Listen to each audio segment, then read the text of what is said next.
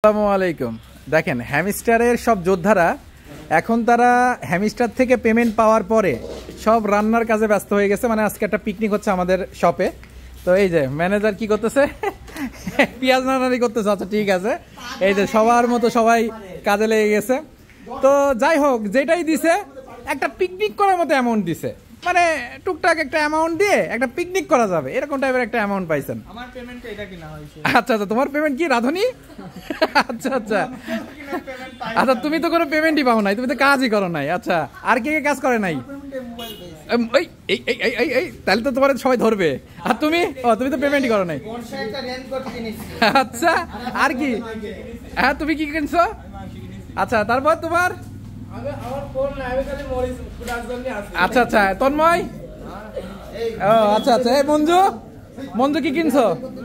রসুন, মঞ্জু রসুন কিনছো? আচ্ছা আচ্ছা। এ অপূর্ব, ও অপূর্ব শুধু দেখার লোক, ও তো করার লোক না, দেখার লোক।